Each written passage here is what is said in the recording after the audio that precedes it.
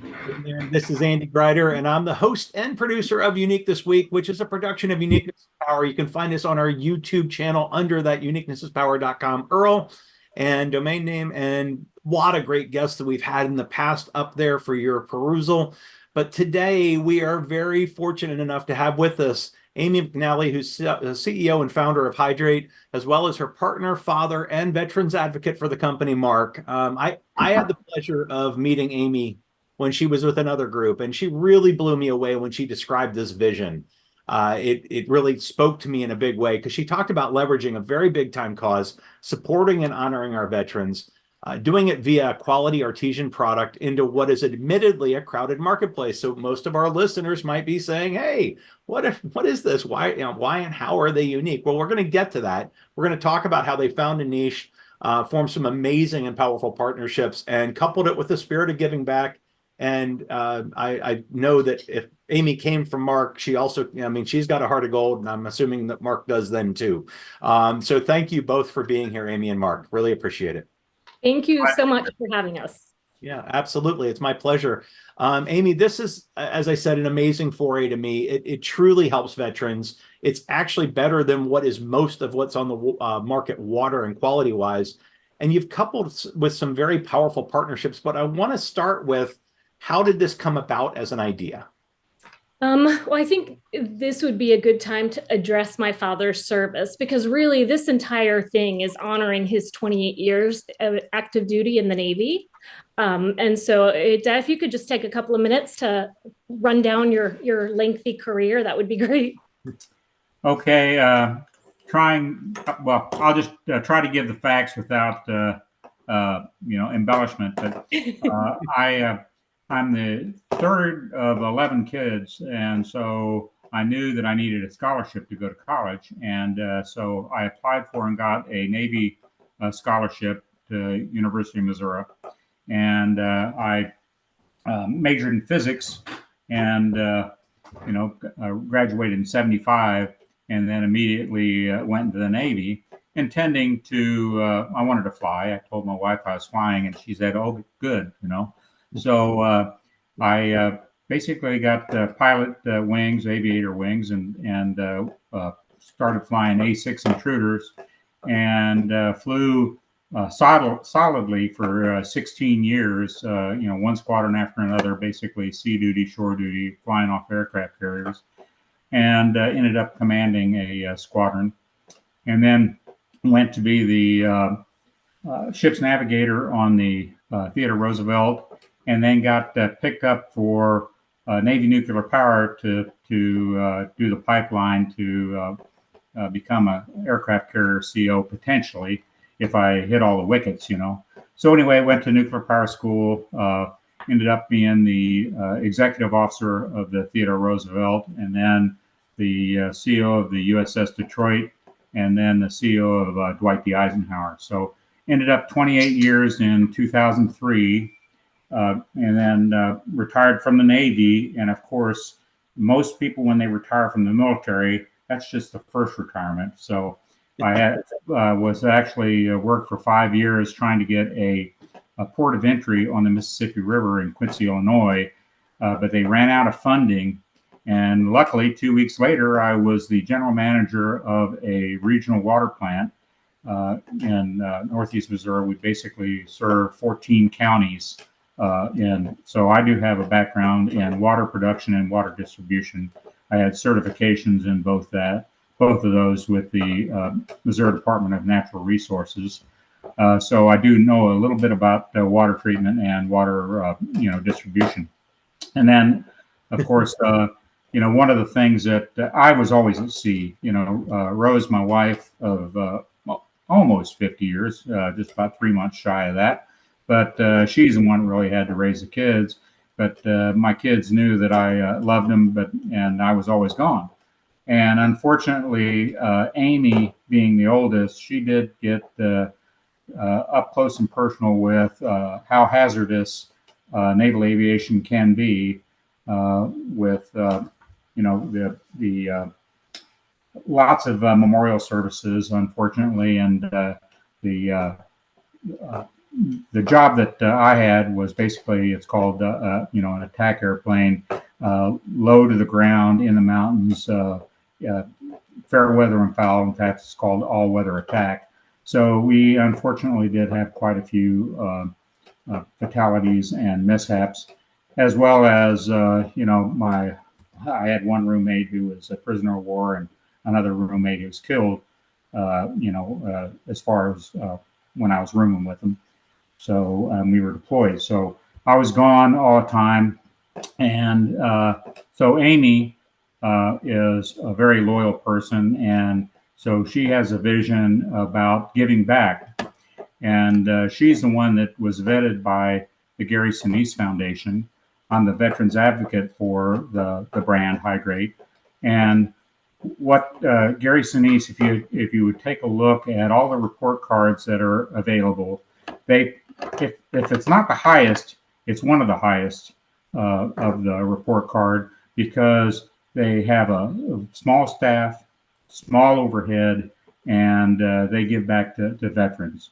And what that does is it also alleviates our being able to give to that organization, and they turn around and then provide services, much needed mental health services, all sorts of things to veterans, and we don't have to go reinvent the wheel. And I'll let Amy go from there. I was going to say, that's incredible. First of all, thank you. I was amazed when I was looking through your background, Mark, on the website, because, as you said, you've been involved in water and involved in military service pretty much throughout your entire career. So it kind of explained the role that you play.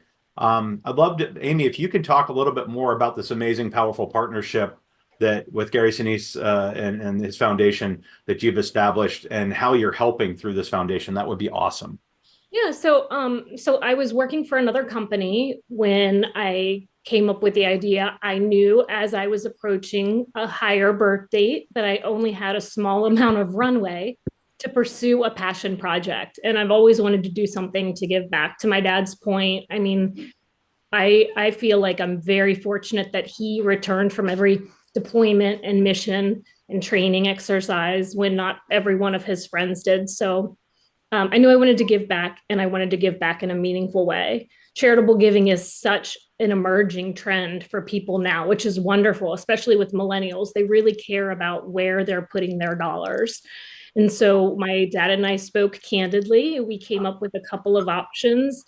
Well, I did, and my dad shot them down and said, these, no, like, that's high, the administrative costs. Really look under the hood and make sure that the money's going to the veterans. And when I did that, the Gary Sinise Foundation really did rise to the top. And so it took approximately a year for them to vet us. My dad says they vetted me, but no, it was my dad's pictures I put in there and his bio and everything. And then I just attached my name at the end, because they are obviously an organization that they're for veterans. They care about veterans. They like to represent veterans. And so they realized that I wanted to do a premium domestically sourced bottled water, because it doesn't make sense, from a sustainability aspect too, which is really important when you're shipping water, which is so heavy. Why ship it from the South Pacific when we have really great untapped aquifers here in the United States? And then secondly, you're getting the manufactured and made and bottled in America, which is a really big selling point now. People are starting to really embrace domesticity and homegrown goods and things that are produced and made here in the US. So in fact, here, like one of our bottles, we have two different kinds of water. So we have a premium American artesian water. Oh, and then my dad has the alkaline high pH 9.5, because the high alkaline 9.5, that's already $1 billion industry. A lot of the large soda makers have their own. We just know that people are reaching for that and wanting it.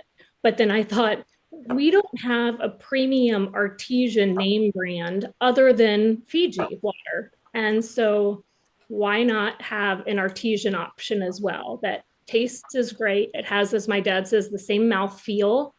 a pretty congruent mineral profile, but that's drilled from our certified artesian wells here in the US. Amy, can you, for our listeners to understand how that's unique and how that's different, what does a premium artesian well actually mean when it comes to the extraction? So instead of it coming up to the surface like spring, or instead of it being with machinery to come up to the surface, it comes up to the surface naturally. And what's really cool about artesian water is it has these minerals, these trace minerals naturally, because it's been rolling over sediment for thousands or hundreds of thousands of years.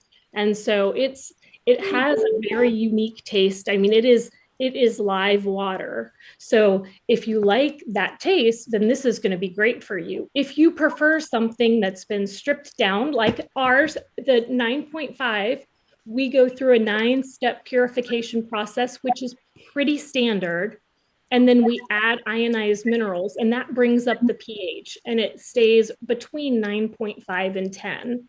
And so that will have a little bit of a cleaner feel and taste. So both of those options are great. And we saw a really big market for both of those. Yeah. And, from the scientific aspect, a pH of 7 is neutral. It's where a pH of less than 7 is acidic, and a pH greater than 7 is basic. So if you think of, when your stomach is upset, you generally, it's because you have acid. You drink something basic, and it, although the water is not certified to do this, it's a good, feel for your stomach, and it tastes good. So, Right. Plus, as Amy said, it has trace minerals, and the minerals that it has are those that are conducive to good health.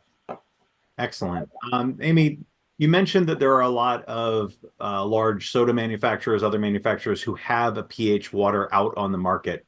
Mm-hmm. Obviously, the main thing that, as you also mentioned, there's a lot of cause-oriented, very conscious of where their money is going, up and coming consumers as well as current consumers. I mean, I would argue that even our generation, loosely, actually cares a lot more than most generations ever have about where their money is going. So how are you, what are the best channels for you? What is the best way for you to get this out to market? What kind of strategies are you deploying there? That's a great question. So I am excited about it because I feel like I have the secret sauce. Okay. So one of those things is we've been certified through the Small Business Association as a woman-owned small business. And there are a lot of big box retailers, especially Target and Kroger's, that have diversity initiatives. And so we're seeking to go get shelf space through those. They have them for minorities, women, veterans. And so since we are certified, that's one way. For us too, the sustainability part of it, the fact that we are made here in the US, we're looking to go into military installations and channels like that, and places where it's required for the product to be made and sourced in the US. And I'm finding that there are a lot of those that we have in the country, a lot of really big retailers that are requiring that now, which is exciting. It was one of the things I wanted to touch on, because you mentioned I think it's a lot more than a consumer preference these days. I mean, it is definitely blossoming that way, and that's great, but it's becoming a requirement, isn't it? It is. It is. In fact, I won't name the name, but I sat on a big webinar today of someone that I'm applying under their diversity initiative, and that's a requirement. Yes, in order to participate, your product has to be made, constructed, made, assembled, or sourced in the US. And then also, statistic-wise, if you think about our country, 61% of Americans have a nuclear family member that has served in the military. I mean, that's a huge percentage of people. And so 94% drink and purchase bottled water. So it really does make sense. Like, oh, well, why not have a bottled water that supports a foundation that is very high regarded and esteemed. Most people are very familiar in the veteran community of the work that Gary Sinise does. And we will start pushing and rolling out those sorts of programs and projects and things as well once we get shelf space, in order to make sure that we have the velocity, the sales velocity there. Well, let's also quick swing back. There's another subject you brought up that I think is really important and sets you apart because of your focus on it, is the sustainability side of things. You talked about the untapped aquifers here in the US, but you also talked about the expense that a lot of other folks are going to import from literally half a world away, or putting this on container ships and sending it in the plastic bottles across entire oceans. When you talk about the sustainability here, obviously there's the born at home idea, which is awesome. Let's talk about what the impact is sustainability wise also by sourcing here. Well, so one, like you said, the shipping aspect of it is great, but we also carefully vetted by looking at water reports. There are a lot of water manufacturers around the country. I mean, a lot of them. And so what we wanted is we wanted to make sure that we vetted a network of co-packers, a network of manufacturers that had the same water. Essentially, we wanted our artesian water to be naturally alkaline. So that ruled out a lot of them. And so that way, to your point, not only are we not shipping it across the ocean to increase our carbon footprint, we're not shipping it across the country either. We have, when a store opens up, let's say in Texas, we have a Texas co-packer that will be engaged and will serve that region. So we have regional co-packers in order to make sure that we're really thoughtful about our carbon footprint, but also from being fiscally responsible too. It's like, in order for us to have an affordable product, we need to make sure that one of the biggest costs is the freight, because a case of 1 liter, 12 bottles, is a little over 30 pounds to ship. So that's really cost prohibitive, which is why when people ask, or they go to the website and they say, oh, it's really expensive. And I said, yes, that's why we're working really hard right now to roll it out into retailers so that it will be significantly less expensive when people aren't having to pay for the shipping to get it to their doorstep. Just as a side question, have you guys ever considered being able to do pickup from the co-packer bottling facilities directly for local folks? Is that possible, or is that something that would be off the chart? No, if there was a retailer or something like that, and they were able to reach the minimum, like whether it's 3 pallets or 6 pallets or something like that, absolutely, they could do FOB, where they purchase it and they get it from there. I mean, that's the other thing too. Some of the big retailers, they have their own distribution network, which is fantastic, because then they order it, and as soon as it's on the dock, it's like, all right, it's yours, Yeah. and they take ownership of it, and they make sure that it reaches its destination safely and it gets distributed to the locations that it needs to. So, I mean, that's the ideal place. But if we need to be responsible for shipping it, then we're going to be really thoughtful about the region that we're utilizing. And Yep. so that way even if we have, let's say, inventory in one place, we would rather manufacture inventory in another one and ship it from a place that's semi-local. Understood. That makes all the sense in the world, and I love the responsibility and the care that goes into that. Mark and Amy, this one's a question for both of you, I think, and I'll probably get different answers from both of you to some degree, and that'll be great. But what are the goals, and then what are the biggest needs that our here can help with if they like the cause and they want to make introductions or help promote or propel the brand forward? And either one of you can jump in on that. Go ahead, Dad. Okay, so that's one of the issues that we've had, although right now Hydr8's in about 150 stores, basically on the East Coast, north of North Carolina. But one of the problems is that it's the chicken or the egg, trying to convince a store to put it on the shelf.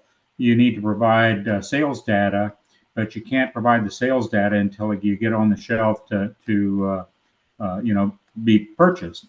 And one of the things that, by the way, Amy is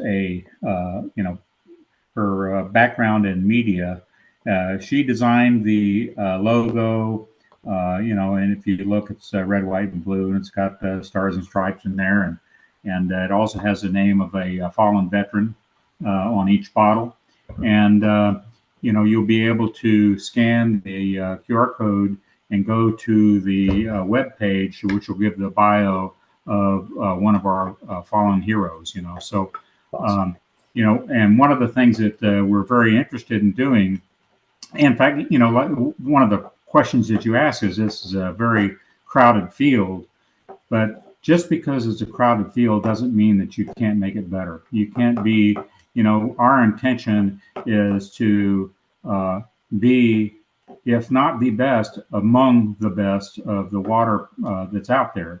It's not in a crinkle bottle, it's in what you would think of a premium bottle. It's a good look, and again, the importance is that you have to be consistent with providing good water, whether it's the artesian or it's a high pH, with consistent across the regions, and you've got to make sure that you're delivering what you promised. And one of those things, we're not making a profit yet, but we have already made a significant contribution to the Gary Sinise Foundation because we're committed to it.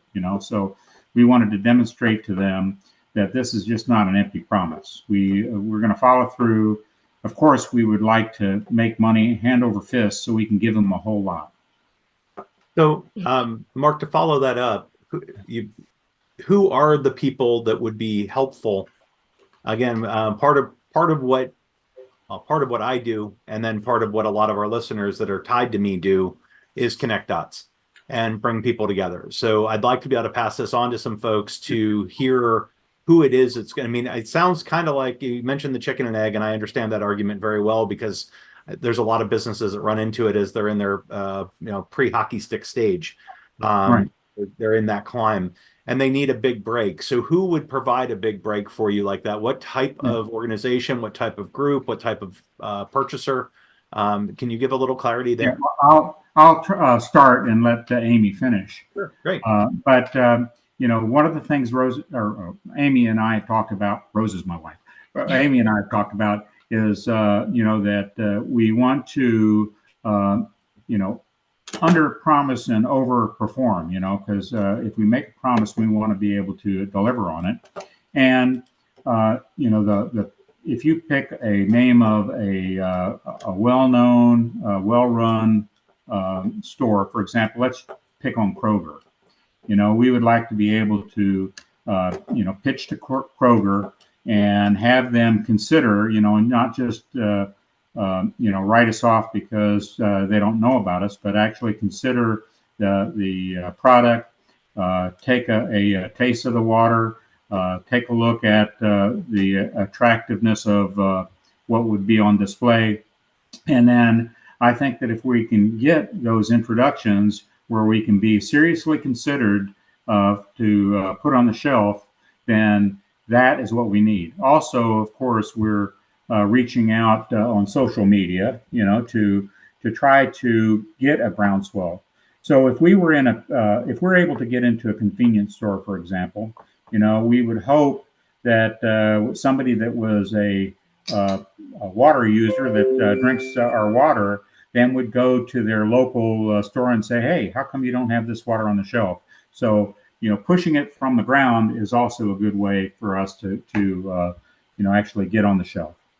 Awesome. Amy? But I think that's true. So we need, what we would like to have is there's the broker or the category buyer. So ideally, like if you said, okay, Amy, what's your dream? This podcast will give you anything you want. I would say, I want a category. Easy there.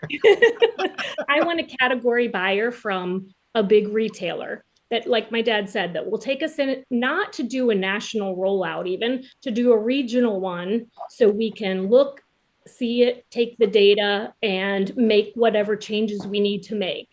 Just be really careful. Pilot it. Exactly. Yeah, And then that's the best way to put the proof in the pudding. That's right. And then also having, right now we have one distributor, one distribution network that does, I think, 7 states on the East Coast. But we do need a couple other ones because that way, if somebody out in the Midwest where my dad is like, oh, I want this water. Right now, if they went into their store and said, we want this water, they'd be like, sorry, we can't pull it because we don't have that in our distribution network. So opening up our distribution network to more places, having people that look at it and see it, because that's the nice thing, right? People like you, Andy, that have seen the product, seen me on LinkedIn, and that haven't even had a relationship with me, and they've called me and they've asked me how they can help, and they've introduced me to people. And that really, if that continues to happen, I think that in the next 12 to 18 months, this brand is going to be something that, everybody that's involved can be really proud of. And my goal at the end of the day would be, I would love to be one of the biggest supporters of the Gary Sinise Foundation. I would like to be where this little water company, the little engine that could, created something that supports the majority of their programs and turns into being a big donor, because all of these veterans and all of these military families and supporters elect to purchase this water over one of the other ones. Well, and over again. I mean, that's the other That's right. key to get That's right. on a rotating basis, that it isn't just a pilot, it actually blossoms into something much bigger. So, Exactly. I mean, again, you mentioned the brokers and the category buyers. I would assume also meeting associations and other groups that can help you make those contacts would also be helpful, things along those lines. Absolutely, yes. I mean, like, there's even an International Bottled Water Association here in the US. And actually, I think it might even be a global organization. And there's a vast water network. And there are a lot of people that know a lot about it. And since I've only been in the water industry for 7 years, I guess, I I am always prepared to excitedly listen to anybody that has something to offer and some suggestions and advice. I always say I don't have long toes, so you won't step on them. Understood. Understood. So, Mark and Amy, how does somebody get in touch with you if they would like to participate, they'd like to buy, they'd like to help, any of the above? What's the best way to contact you? I think the Well, easiest way would be our yeah, website, right? I mean, or go through and send us an email. We both, my dad's is Mark, MARK, at Hydr8. But again, Hydr8 is with the Hydr8 US for United States.com. And mine's Amy at Hydr8US.com. And We'll get, then, we'll get those up there's on the also, screen for you. Yep. yeah, and then, oh, that'd be great. And then there are also, our phone number is on the website as well. If you wanted to call, we have a 1-800 number that you could call, and you would end up getting patched through to me. So the funny thing is, I mean, as a startup, it's a family run business. We are entirely family owned and operated. My son is the board chair. My mom is the bookkeeper. My dad is, and I have Finlay going and testing product. I mean, we really, it's definitely a family affair. So if you call the number, you'll get a McNally. You'll definitely get a McNally answer. I absolutely love that. I love the fact that this is an incredibly powerful father-daughter team that we got to meet today. But even more so, I love the fact that the entire family's involved. And really impressed with what you're doing social media wise, Amy. Mark, thank you so much for your service. Thank you so much, honestly, uh, for being a shining light in all of the honoring of the folks that didn't come home. And Amy, your vision is amazing. So I wanted to thank you both for taking the time today. We are out of time, unfortunately, so I kind of need to wrap up, but I've really enjoyed the conversation with both of you. So thank you. Thank you so much. Thank you. My name's Andy Grider, the host and producer of Unique This Week. We're very, very happy to have had as guests Mark and Amy McNally from Hydr8. It's hydr8us.com. Make sure you take the time to head to the website. There's a lot of incredible information there. It's also a great way to reach out to them. If you know folks who are either brokers or category buyers, or might be able to lend a helping hand, or might want to make an investment in the company, take the Yes. time to reach out to Amy and Mark. They will be more than happy to have a talk with you, or at least one of the other McNallys. We'll see who answers the phone. And, oh, and I want to just and say the entire family serves. So I want to thank my mom. I want to recognize her just really quickly too, because she was in there for 28 years as well. So sorry to interrupt your ending. No, But, no, you're fine, Amy. I yes. love that too. And it's one of the things I love most about you is that you just have this vibrant, giving, caring, acknowledgement spirit about you. It's a beautiful thing. You're welcome. So again, everybody take a listen, pass this on. Please share the show. If you get the time, scroll down through, take a look at the other shows. There are almost always somebody there you can learn from, somebody there that you can get ideas from. If you listen to this show, you're going to have picked up on all sorts of different aspects of how this company's positioned that is unique and different in a very potentially crowded marketplace. And they're standing out and shining way above. So again, thank you all for being here. Thank you all for listening. And thank you for your participation in sending this out. Have a great day, everyone.